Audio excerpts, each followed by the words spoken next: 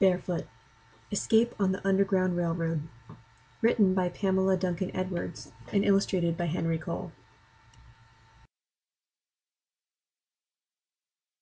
The Barefoot didn't see the eyes watching him as he ran onto the overgrown pathway.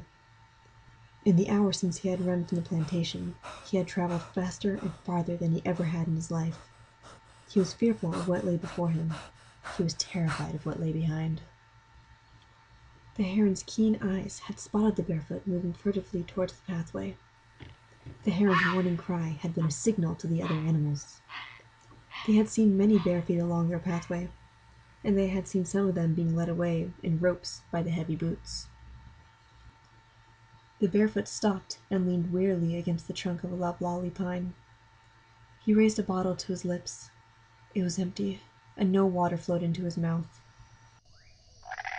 Then, from a few feet away, came the urgent croaking of a frog. It sang out its message into the night. Fresh water! Fresh water! The Barefoot moved towards the sound and drank deeply. Looking back along the pathway, the Barefoot made a decision. He sank down into the tall marsh grass, his head on his arms. There was a rustling sound. His heart pounding, the Barefoot slowly raised his head and saw a white-footed mouse nibbling at a wild berry. The white-footed mouse scurried away as the Barefoot reached for a handful of berries, stuffing them into his mouth with frantic hunger. From the branches of a cherry tree, a mockingbird began to sing. Looking up at the tree, the Barefoot watched a squirrel disappearing into its nest of twigs and leaves. With an exhausted sigh, the Barefoot pulled a thick blanket of leaves over himself. He closed his eyes and rested. But the heron, standing sentinel, broke the silence. His warning cry echoed along the pathway. The heavy boots were closing in on their prey. It was too late for the Barefoot to find safety. Loud voices and trampling feet grew nearer. "We'll get him," cried a voice. "He'll soon be back where he belongs," laughed another. One of the heavy boots kicked at a rock in his path. Suddenly, out of the grass rose an army of mosquitoes. The heavy boots stopped within inches of where Barefoot lay. Dozens of mosquitoes attacked, biting hands and faces and through clothing. The heavy boots moved away from the marsh grass, slapping and cursing.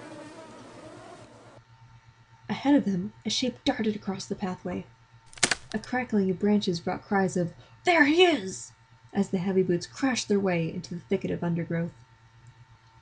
They cursed again and slashed at the green briar and poison ivy as the deer led them farther and farther away from where Barefoot lay trembling.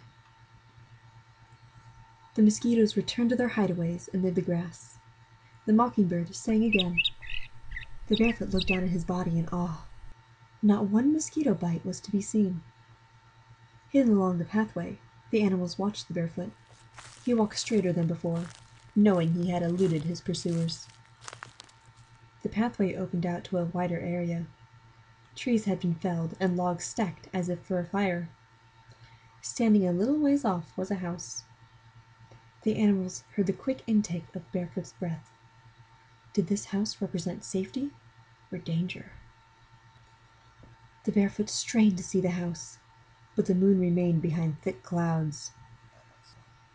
Then, out from the tree flew firefly after firefly. Their tiny lanterns sparkled and flashed as the Barefoot moved silently forward.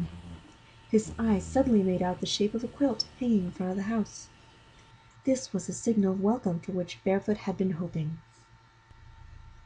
As he reached the quilt, a door opened and a warm light flooded through.